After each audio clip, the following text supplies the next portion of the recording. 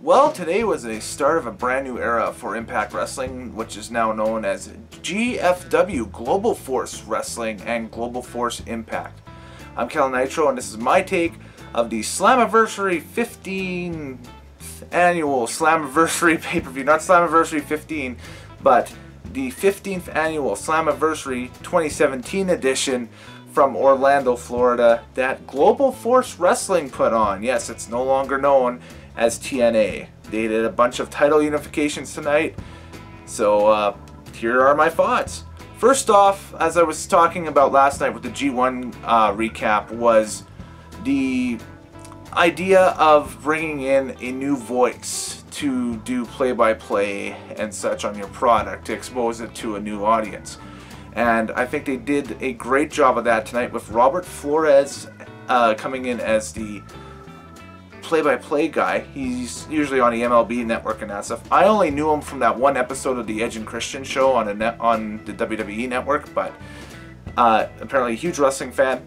Knew everything there was to know about the moves and that stuff tonight. He did an outstanding job. I loved it.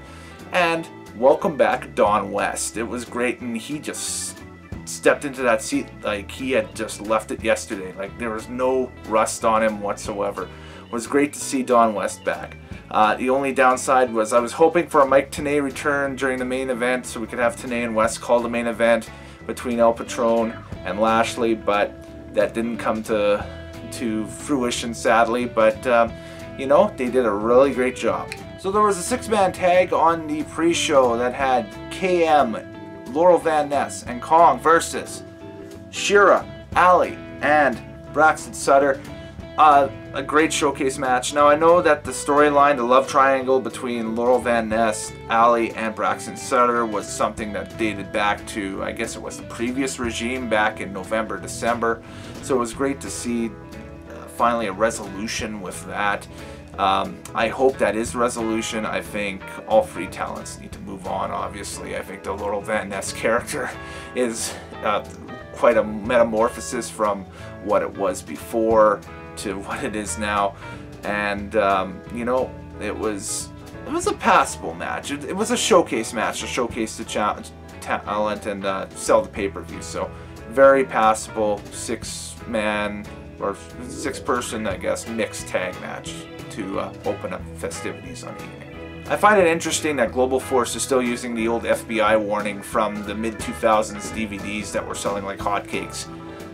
Just a funny little quirk, that's all. If you look at it, they say, warning, don't pirate DVDs on it. And it's like, who owns DVDs now? So another showcase match to open up the pay-per-view tonight was the tag title Fatal 4-Way. LAX retained the titles in this match, but I think it was a good showcase of the agreement that Global Force has brokered with all the different federations that they've brokered with NOAH and with AAA and the Crash from Mexico and that stuff, and just for them to showcase their talents and that stuff. And like I said last night with the G1 stuff, that's the whole idea with a multi-man match, to expose your product to new consumers, and that's if you want to give everybody an equal crack in the show, right? That's what WrestleMania is every year, and that's why you have the 10-woman diva match, or Total Divas tag, I should say, from a couple of years ago at WrestleMania in the pre-show. So I think that's what that was just more of a showcase of, hey, we got junior tag teams too, they can fly and do stuff, check it out. So LAX retains, and Conan teased a new member of LAX, so we'll have to wait and see who that is later on down the line. Okay, so the next match was a tag team match featuring Eli Drake and Chris Adonis, who used to be Chris Masters in WWE, but dude looks in phenomenal shape. He's been working Global Force for the past few years on the limited shows they've been doing for Jeff Jarrett. And again, dude looks in phenomenal shape.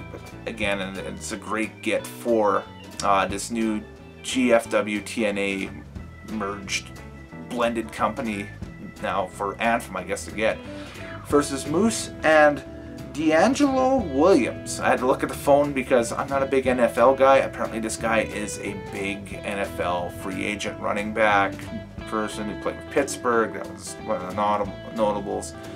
And Carolina, I think, too.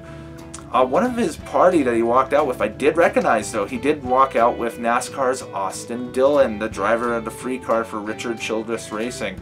And they didn't get involved in the match or anything like that. They were working more as cornermen in it. It was a very passable match, believe it or not, and it kind of helped that the celebrity involvement was with a pro athlete, because I think the pro athlete gets what you need to do in the ring. They didn't give him anything too overly complicated to do, with the exception of the end spot at the table. Just the guy's raw athleticism propelled him over the table when they had, I think it was Masters on the table to go, well, Adonis, the same person, to go through the table. They had Williams jump up and try to do a splash of some sort, and I think he just overshot the table and didn't break the table. So the guy's got freaky raw athletic ability. He could probably fit on a CFL team up here if he wanted to. And yeah, so Williams and Moose got the Duke in that match, and then Moose put I think Drake through a table, just guys.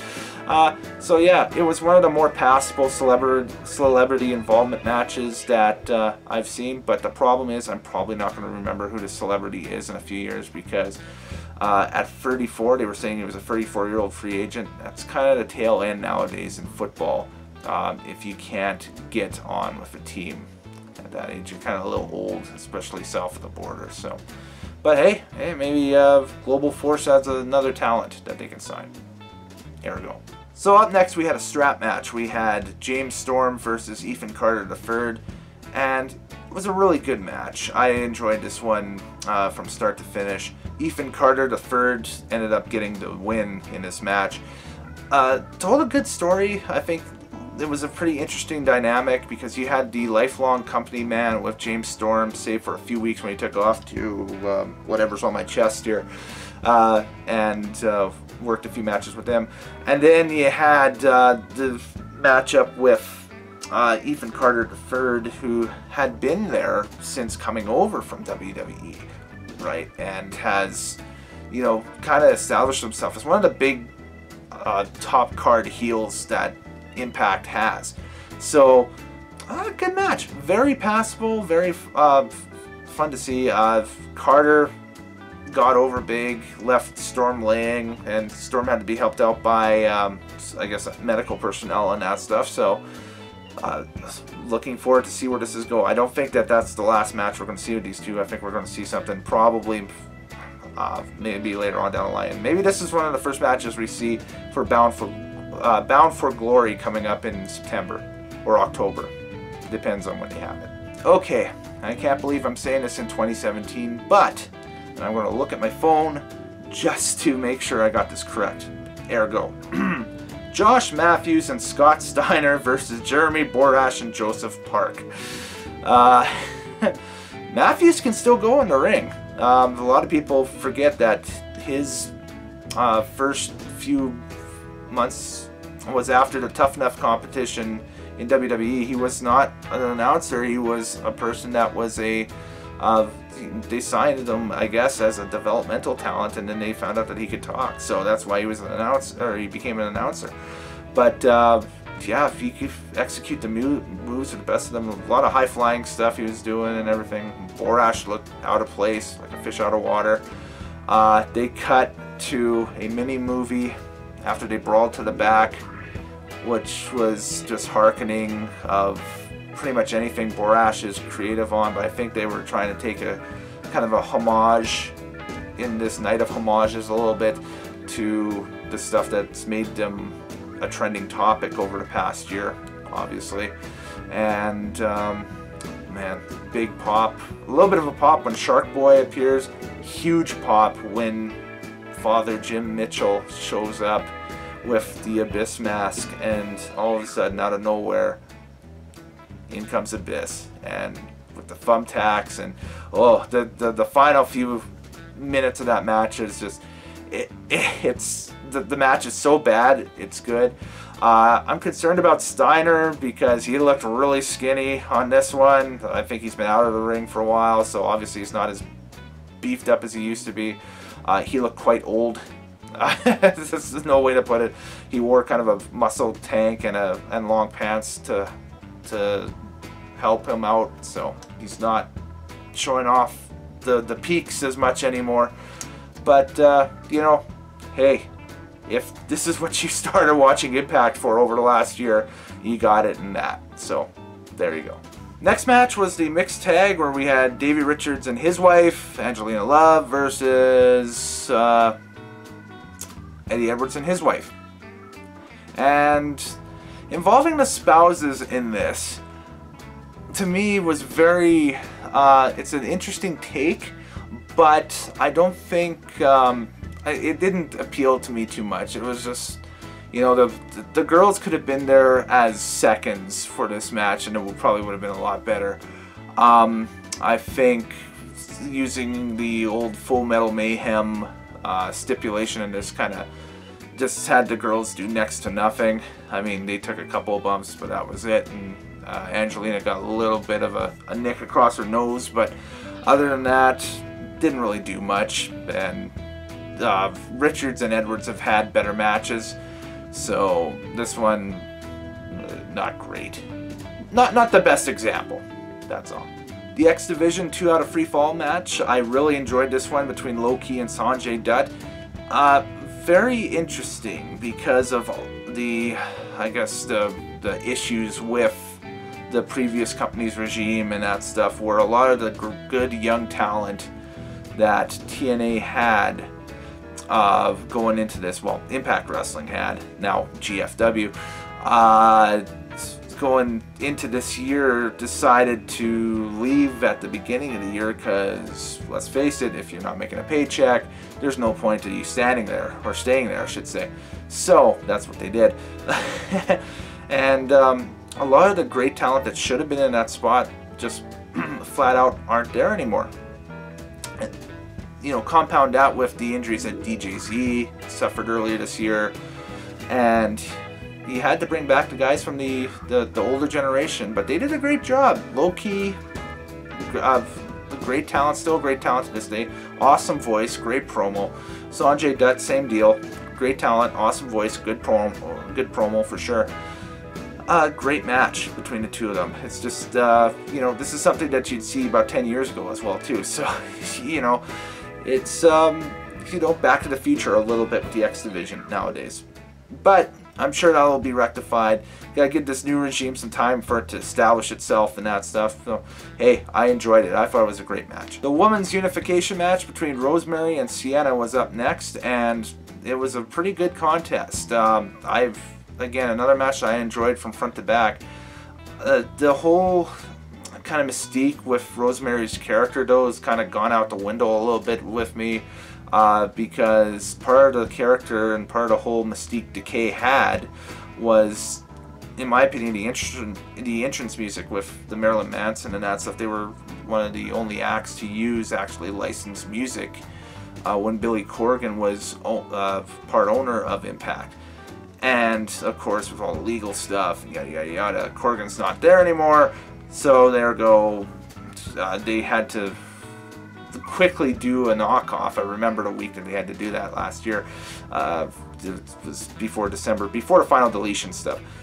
So now, fast forward about 6-7 months along the lines and that stuff. That's it. That's like, it's just a big thing right now with her character is it lacks the mystique with the entrance and that stuff. Although the entrance tonight was very good, it still lacks a lot of the mystique or the pop to it. That's all. Sienna is your unified women's champion. That's a girl that I've been watching for a while on the independents and that stuff. When she was Allison Kay, and her and Taylor Made were tagging together in Shine and Shimmer. So a very deserving champion and a good heel champion, and we haven't seen the last of these two. I think probably building for something for Bound for Glory, definitely. Alright, the main event, one that everybody came to see, it was the one that sold the pay-per-view for me, was Bobby Lashley and Alberto El Patron. You know, a pretty classic match. It was good. from front to back, I thought that the match was fairly solid. El Patron is your new unified world champion, so they got that going. So they got a truly an all-world champion as their champion. So, which is kind of interesting that we look in 2017 and Ring of Honor has Cody Rhodes as its world champion, and now Global Force Wrestling, which used to be TNA, again has Alberto El Patron. So cast off WWE talents or just talents that had it up to here with WWE system or politics or whatever, you know, are making it big on the indies somehow. You just have to carve a niche for yourself, I guess. This was a very good show. I enjoyed it from front to back. I think the one sag might have been the announcers match, but I think that was put more for comedy so they could fit into the creative with Borash and that stuff, and kind of give it a little homage to what everybody had been tuning in for the year before. I highly recommend it. Go check it out. See if you can find it on your various services and that stuff, and give it a watch, and put your comments below. Please let me know. Let's have some feedback here on what you think is the next step for Global Force Wrestling. I think this was a good little kickoff to what they're doing, and I'll definitely be paying attention in the coming weeks to their products. So I'm Kellen Nitro. Thanks a lot for tuning in. Like and subscribe. Nitromaniac TV. Later days. We'll catch you next time. Stay safe, have fun, and yeah. Global Force. That didn't come off right at all, but yeah, they'll come up with a thing, probably.